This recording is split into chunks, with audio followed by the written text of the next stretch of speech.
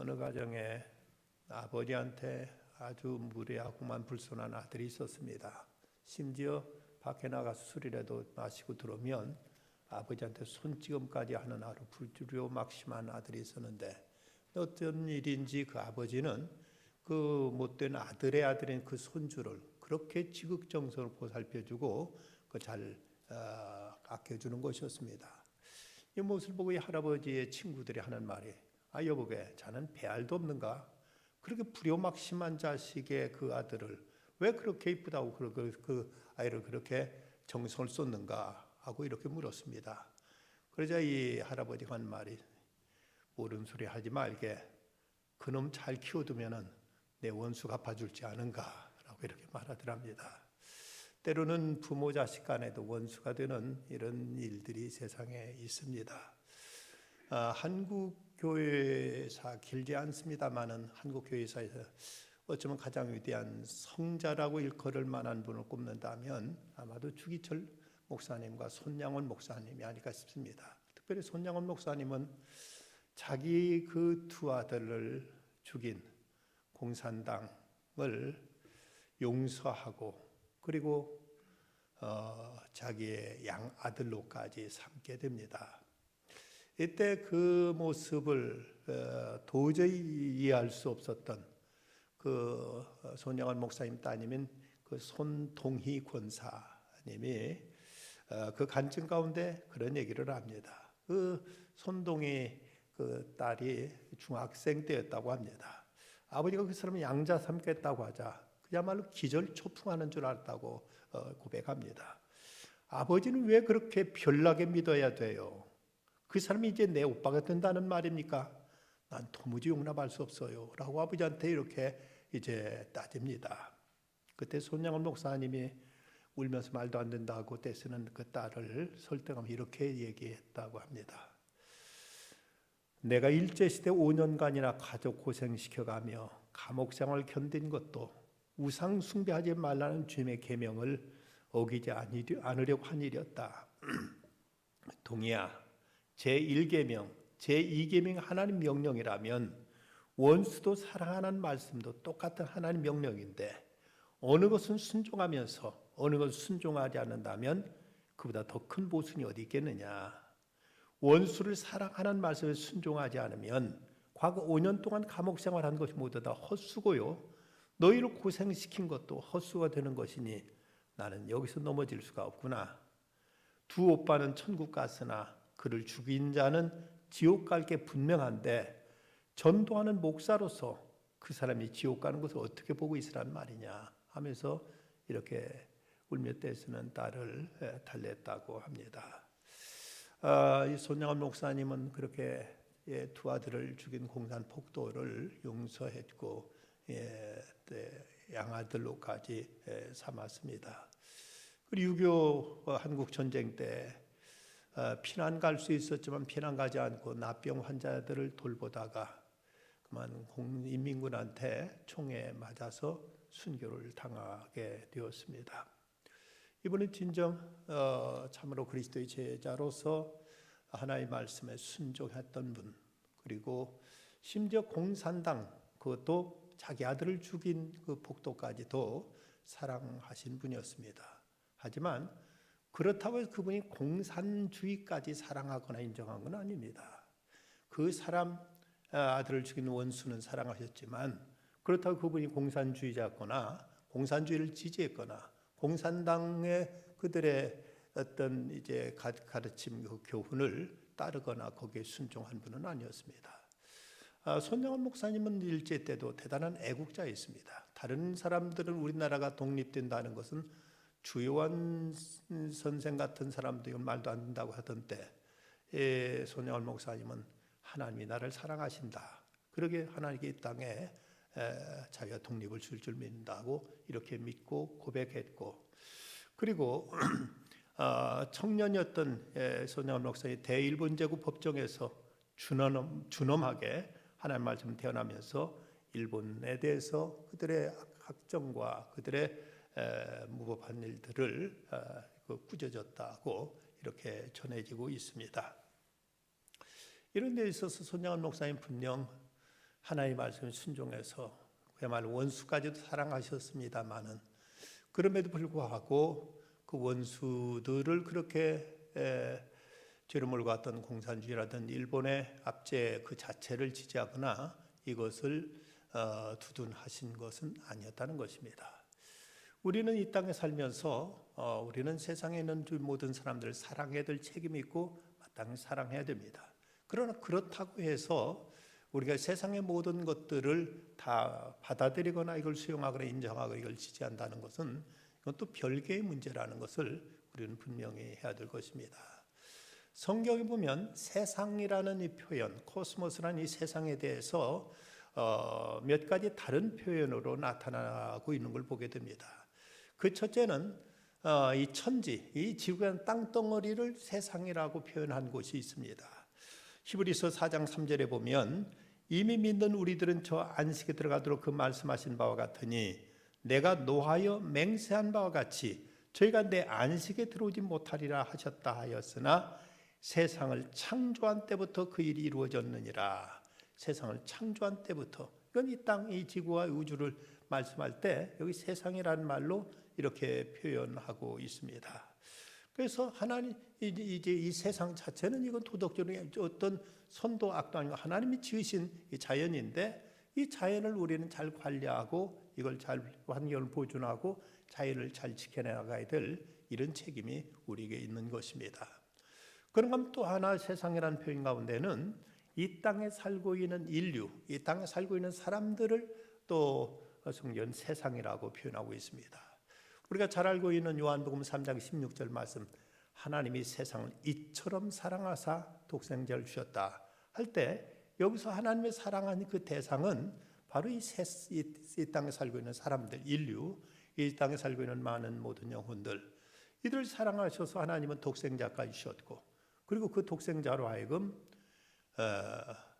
우리를 위해서 십자가 못 박혀 죽도록 하나님 이렇게 사랑하신 이 대상으로 성경에 보면 이 땅에 사는 인류를 세상이라고 이렇게 표현한 것을 볼 수 있습니다.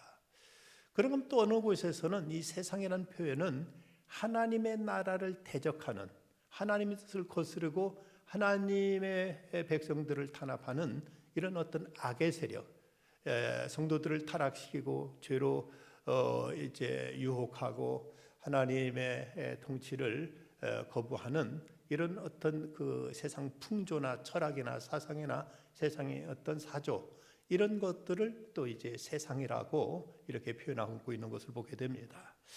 요한 1서 2장에 보면 15절과 16절에서 이 세상이나 세상에 있는 것들을 사랑하지 말라. 너희 세상을 사랑하면 아버지의 사랑이 그 속에 있지 아니하니 이는 세상의 모든 것이 육신의 정욕과 안목의 정욕과 이생의 자랑이니 다 아버지께로 쫓아온 것이 아니요 세상으로부터 쫓아온 것이라고 말씀합니다. 여기서는 분명히 세상을 부정적인 의미로 쓰여지고 있는데 이것이 곧 하나님을 대적하고 성도들을 탄압하거나 또 이 땅에 하나님의 거룩한 뜻이 이루어지지 못하도록 이걸 가로막는 세력이나 세상의 철학이나 이런 어떤 이제 사조, 이런 것을 또 성경은 세상으로 이렇게 표현하고 있는 걸 보게 됩니다. 이런 면에 보면 분명 기독교에는 그리스도인들의 이 땅에 세상과의 어떤 갈등이 있습니다. 그럴 수밖에 없는 구조적인 근본적인 문제가 있습니다. 같은 잘못을 하더라도 유난하게 기독교인이 하면은 잘못을 보였을 때는 여기 대해서 세상은 용납하지 않고 그것을 가진 비난과 비판이 가해지고 있습니다. 엄밀하게 얘기하자면 아무리 믿는 사람들 많이 부족하고 허물 많지만 어쨌든 세상 사람들보다는 그래도 저는 낫다고 생각합니다. 많은 면에서 얼마나 진실하고 경건하고 깨끗하고 순결한 그리스도인 땅에 많이 있습니다. 그럼에도 온통 언론이 도배하고 있는 걸 보면 교회에 대해서나 그리스도인에 대한 비난과 부정적인 걸로만 도배되고 있습니다. 왜 천주교나 불교는 안 그런데 기독교가 유독 이렇게 이제 비난의 표적이 되고 있을까? 물론 우리의 허물과 약점도 분명히 있습니다. 하지만 그 근본적인 그 뿌리는 편이 다르기 때문에, 소속이 다르기 때문에 그럴 수밖에 없습니다. 천주교나 불교 같은 데서는 절대 세상을 거스르지 않습니다. 세상 모든 그 흐름과 세상의 조류, 세상의 풍경에 늘 거기에 발맞춰 가지 세상의 어떤 여기를 해도 그것을 거스르거나 그것을 부정한 모습을 거의 찾아볼 수 없습니다. 그런데 어찌 보면 기독교는 그렇지 않다는 데 이제 문제가 있죠. 일단은 어떤 구원의 문제에 있어서도 믿는 사람들은 오직 예수를 믿어야만 구원받는다고 하지 다른 어떤 것도 용납하지 않습니다. 근데 천주교만 해도 그렇지 않죠. 천주교만 해도 그들은 종교다원주의에 의해서 모든 종교가 다 나름대로 구원의 길이 있다. 가장 빠르고 가장 좋은 길이 자기들일 뿐이지 다른 교회도 불교도 다른 종교도 다 있다고 이런 종교다원주의를 받아들이기 때문에 세상과 불편한 관계를 가질 필요가 없습니다. 이런 면에서 기독교는 세상을 때로는 거스르고 세상과 대척점에 서게 되고 세상과 반대 목소리를 내는 이런 이제 소위 세상 사람들의 어떤 비위와 그 기호대로 따르지만 않는다는 데 있어서 어떤 갈등과 때로는 대립이 있을 수 있음을 우리는 인정해야 될 것입니다. 그런 면에서 우리는 이제 물론 세상이라는 것이 말씀드린 것처럼 세상이 꼭 하나님을 대적하는 세력으로만 우리가 이해할 것은 아닙니다만은 하나님 창조하신 세상 그리고 또 하나님이 그토록 사랑한 세상이라는 점에서는 한없이 우리는 세상을 사람들을 사랑해야 되고 그들을 섬겨야 되고 그들을 위해서도 봉사해야 될 책임이 있습니다.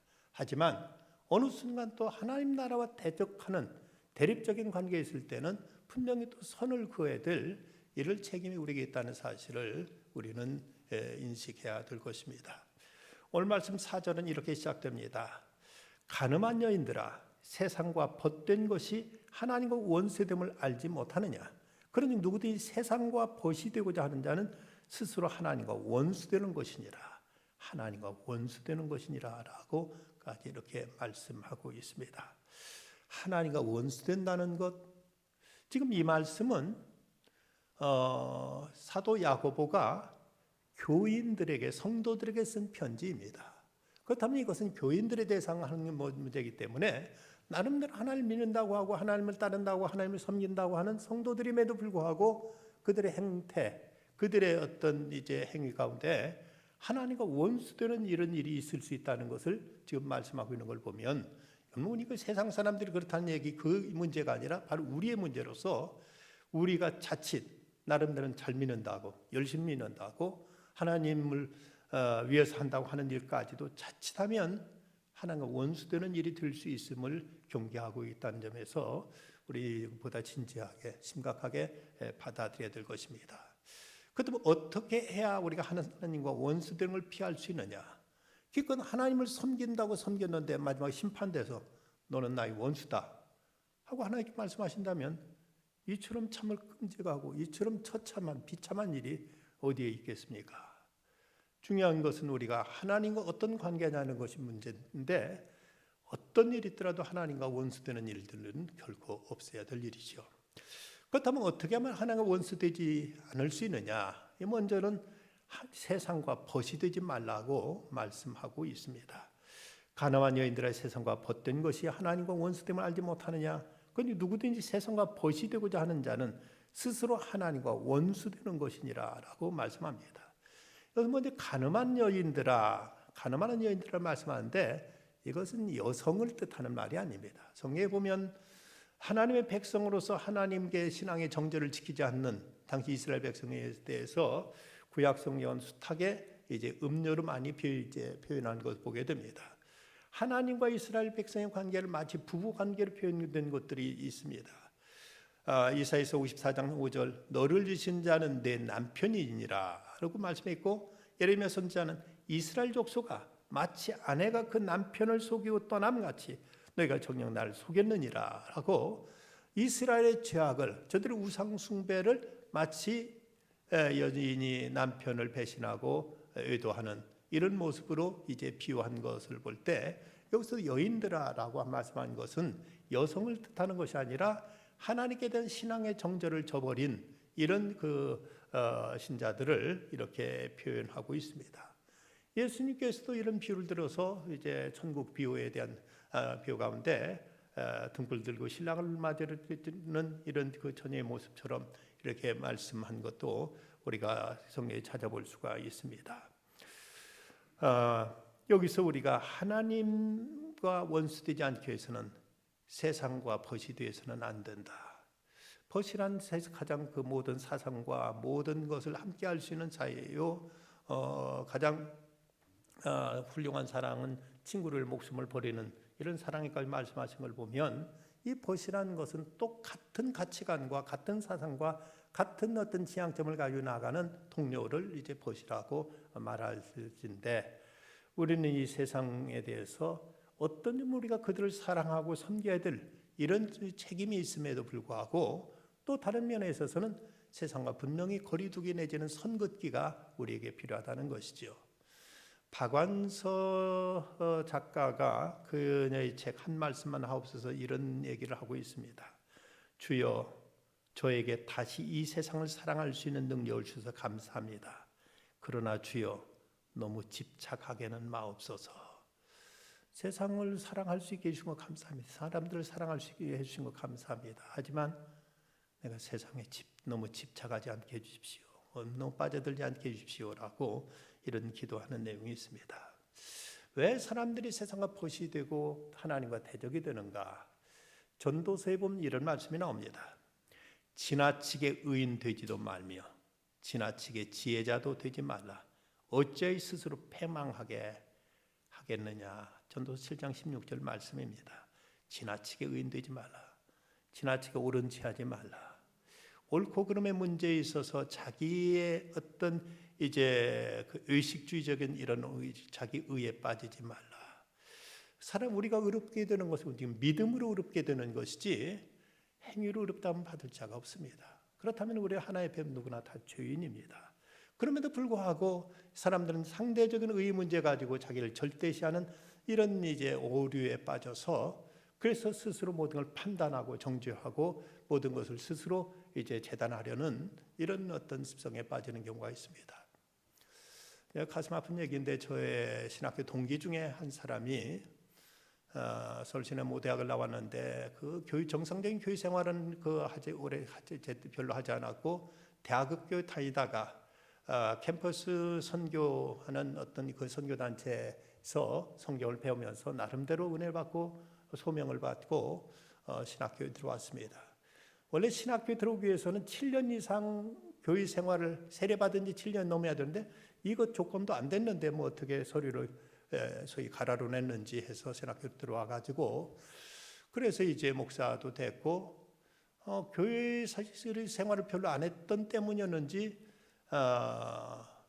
이제 또 나름대로 이제 그 선교단체 성경 공부한 그런 적이 있어서 그랬는지 맨 처음에 숭실여중학교에서 교목했고 나중에 대광고등학교에서 교목을 했습니다.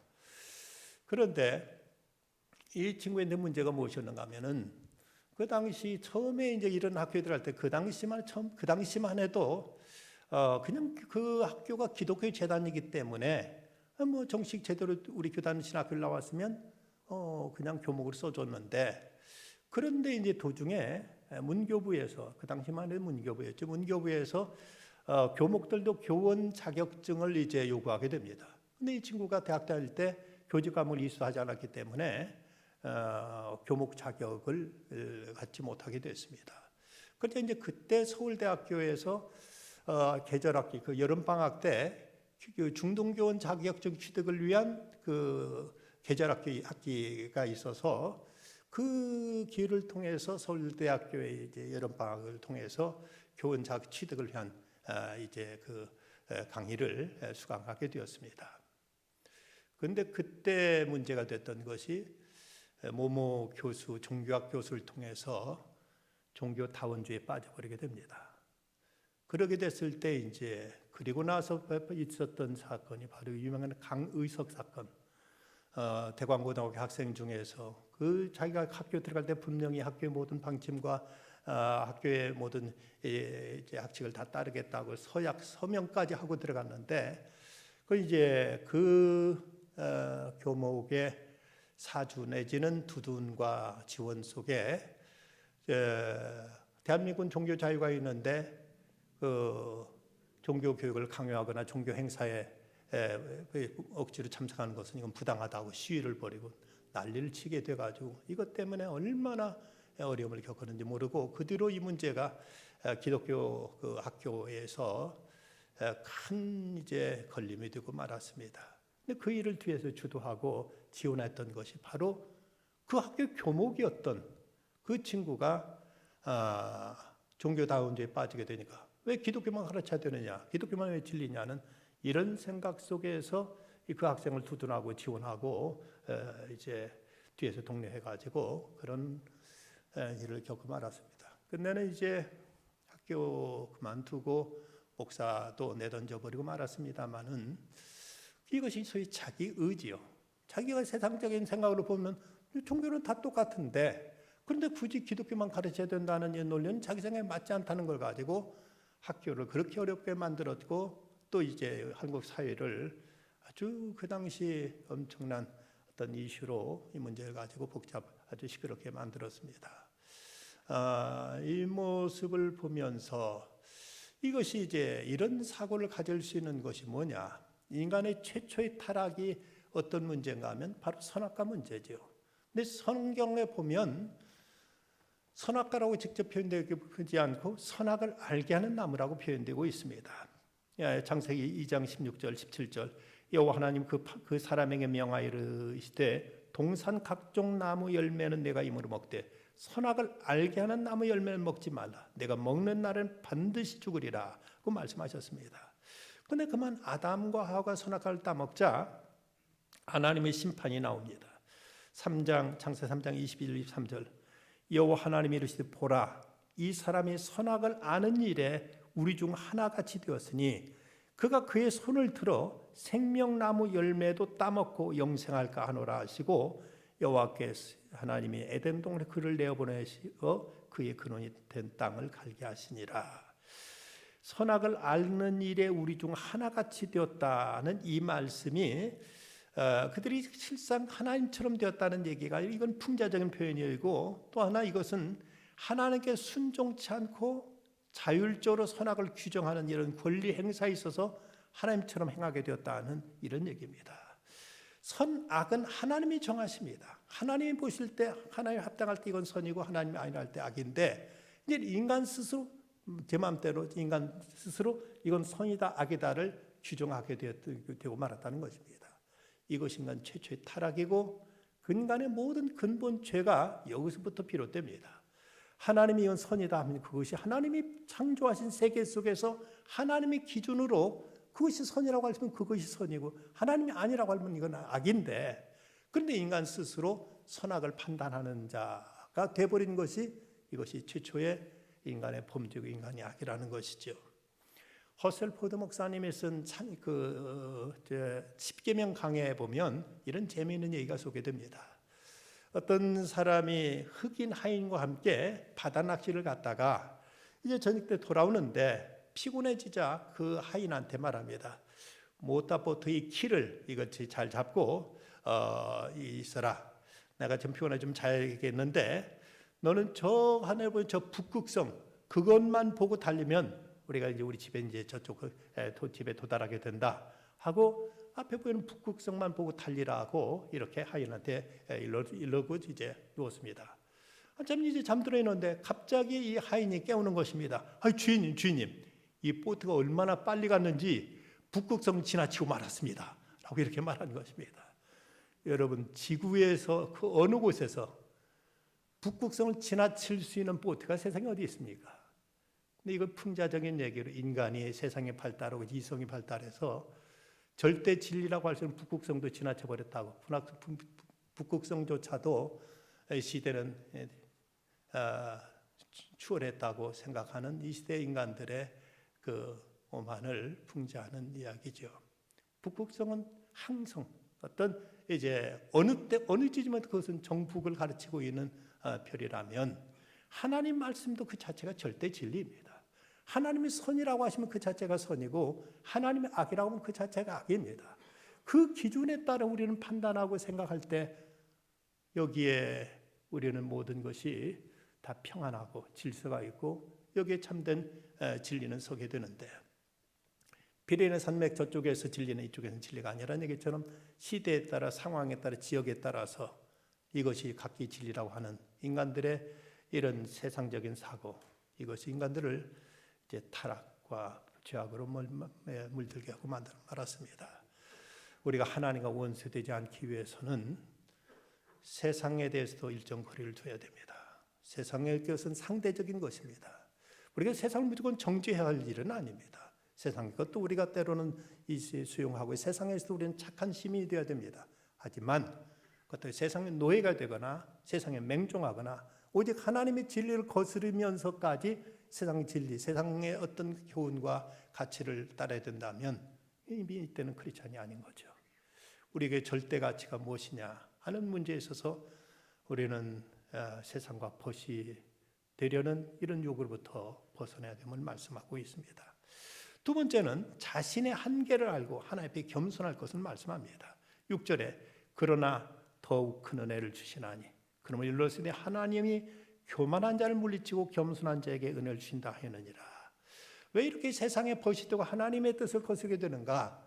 이것이 바로 인간의 교만 때문에 그런 것이죠. 우리 인간을 교만하게 만드는 이유는 스스로 자기가 주인이라고 생각하기 때문에 사람들은 교만해집니다. 인간이 하나님의 피조물이라는 사실을 생각지 않고 나는 스스로 자존자다. 난 스스로 독립적인 존재로서 내가 모든 걸 판단하고 모든 것을 내가 결정할 수 있는 권리가 있다고 생각하기 때문에 인간은 이렇게 교만에 빠지고 그래서 하나님과 원수가 되는 이런 자리에 빠지게 되는 것입니다.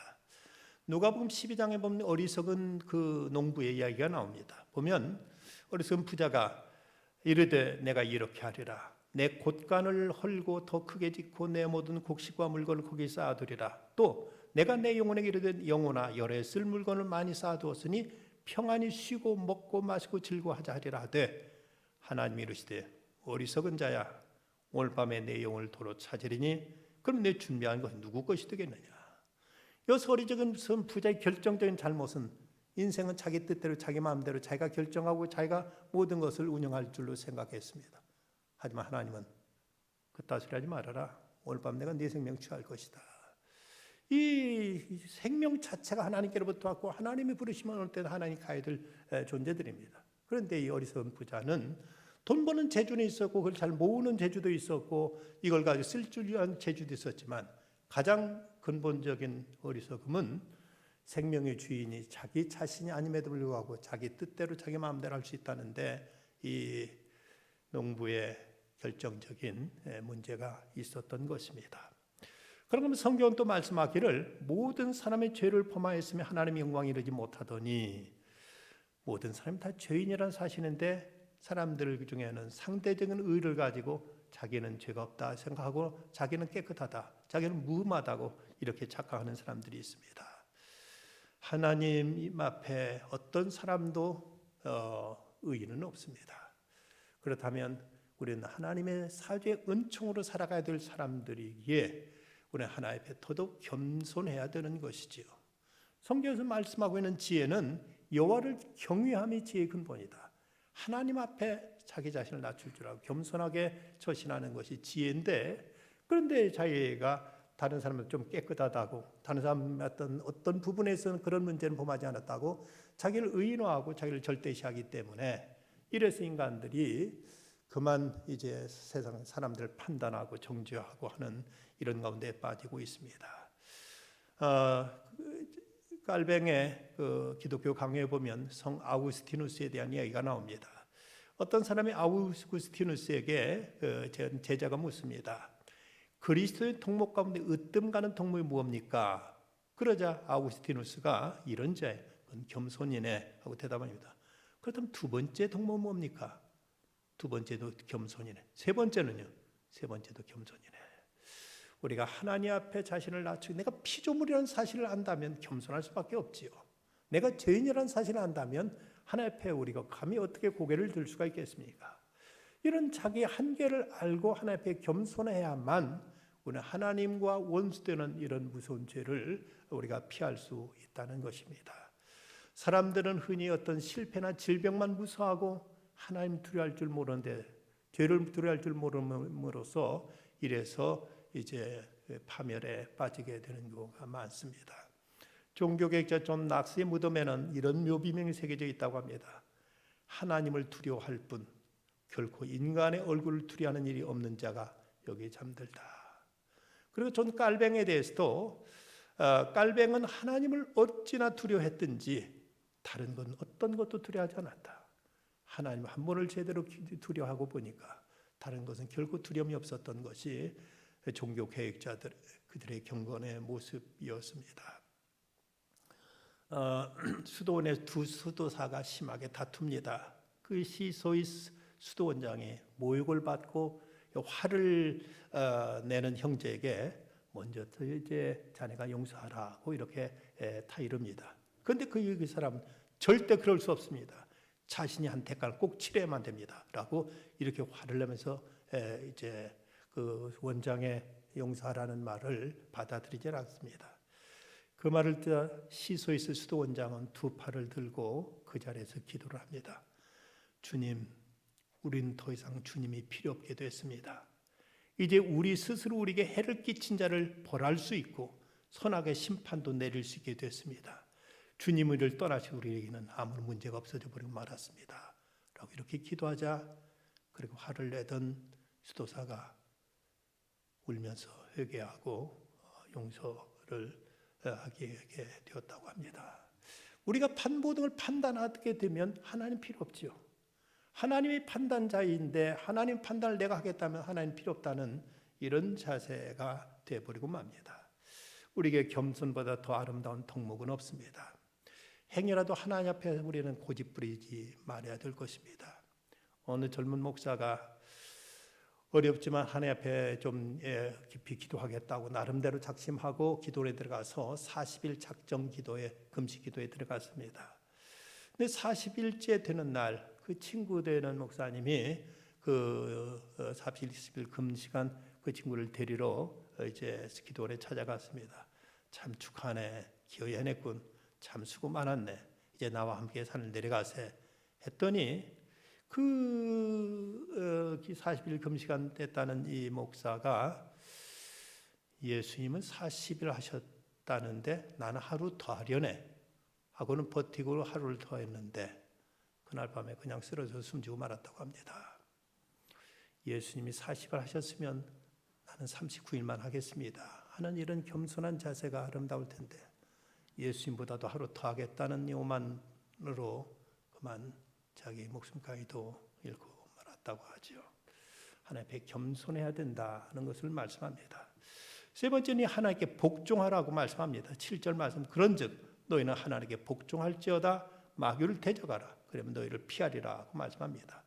이 복종에 해당하는 헬라어 휘포타케테라는 단어는 즉각적인 반응을 요구할 뿐만 아니라 아래 낮은 자리에서 자신을 낮추고 거기에 따르라는 말씀을 그대로 따른다는 이런 의미를 가지고 있습니다. 마귀란 비방하는 자, 고수하는 자, 참수하는 자를 뜻하는 말인데 우리가 이제 하나님 앞에 이렇게 겸손하게 되면 낮은 자에 복종하게 되면 마귀도 더 이상 우리를 시험하지 못한다는 것이죠. 마귀도 떠나가게 된다는 것이죠.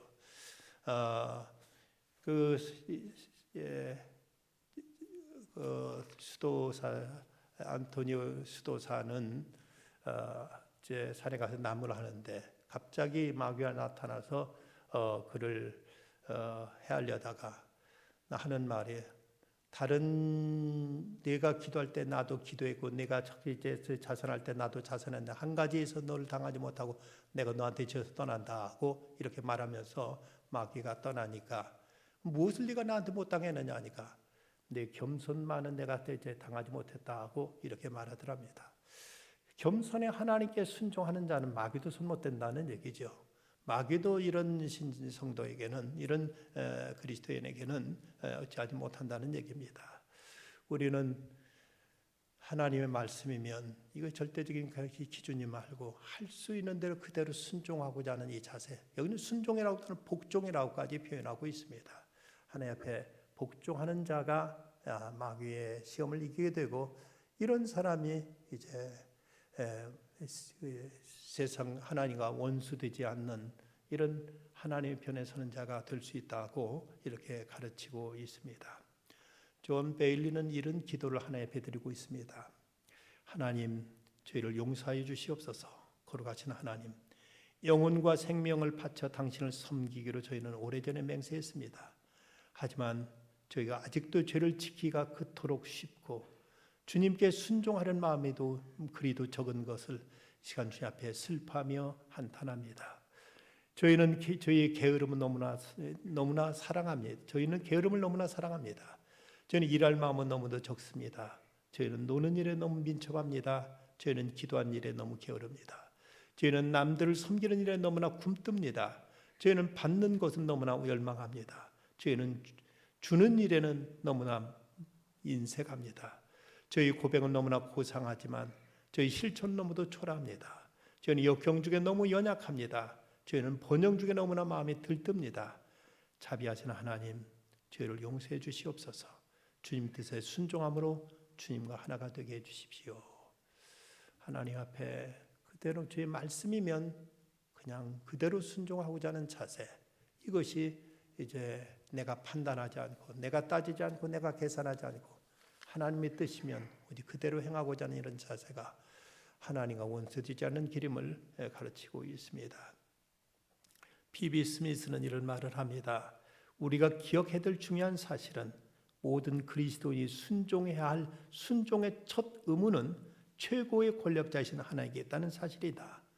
그 외의 것은 하나님이 그분의 말에 정하신 이차적인 것들이다. 그럼 우리는 먼저 우리 자신을 하나님께 맡기고 그 다음으로 국가의 고용주 남편에게 순종해야 한다. 우리의 그 지도자는 하나님이시라면 그분 뜻에 가장 우선적인 순종을 하고, 그리고 또 우리는 국가에도, 그리고 또 어떤 우리의 어떤 고용주나 아니면 가정의 어떤 권위자에게도 우리가 순종해야 될 것을 이렇게 말하고 있습니다. 미국의 가정의학자의 상담가인 제임스 답스는 미국 민주주의적인 교육에 부분적으로 실패했다고 지적하면서 실패 원인을 이렇게 말합니다. 이제까지 미국의 교육은 자율성을 강조해 왔다. 그러나 자율성을 강조하는 그만큼 농도로 책임감을 강조하지 않았다. 또한 우리는 독립성을 강조했지만 독립성 못지않게 중요한 권위에 대한 순종을 가르치는 일에는 완전히 실패했다. 미국은 지금 그 실패의 열매를 거두고 있다. 자율성도 좋고 또 우리에게 있어서 또 독립성도 좋지만, 그러나 하나님의 권위 앞에서는 겸손히 순종하는 자세, 이것이 우리로 진정 하나님 앞에 책임감이 있는, 또 하나님 앞에 참으로 자유로운 이런 인격이 될 수 있음을 우리는 잊지 말아야 될 것입니다. 어떤 경우에도 우리가 하나님과 원수되는 일은 없어야 되겠습니다. 이를 위해서 세상과 벗이되지 말아라. 그리고 겸손해라. 하나님께 순종해라. 이 말씀 깊이 새기고 우리는 세상을 사랑하고 세상을 위해서 헌신과 봉사를 다해야 됩니다. 하지만 세상에 하나님과 대척점에 있을 때는 하나님께 먼저 순종함으로 참된 그리스도인으로서의 세상을 이겨나갈 수 있는 우리가 다 되어야 되겠습니다. 기도하십시다. 거룩하신 아버지 하나님, 이 밤도 주님 앞에 나와 예배합니다. 주신 말씀 따라서 저희들이 세상에 벗이 되어서 하나님과 원수되는 일이 없게 하여 주시옵소서. 주님이 세상을 사랑하셨고 세상을 위해서 희생하셨는데, 할 수 있는데 세상을 저희가 섬기며 세상을 위해서도 참된 착한 시민이 되게 하시되, 그러나 하나님 뜻을 더 우선적으로 여길 수 있는 저희들의 분명한 믿음이 있게 하여 주시옵소서. 그리 세상에 빛이 되게 하시고 소금이 되게 하시고 하나님의 영광을 드러내며 그리스도의 향기를 바라는 참된 성도로 살아가게 하여 주시옵소서. 코로나19로 인해 어려운 이 땅을 주여 속히 치유하여 주시고, 이 일로 인해서 애쓰고 수고하는 모든 이에게 주의 자비와 은총을 베푸시며 고통당하는 이들을 주께서 긍휼히 여겨 주시사 주님의 치유의 손길을 펼쳐 주시옵소서. 예수님의 이름으로 기도드리옵나이다.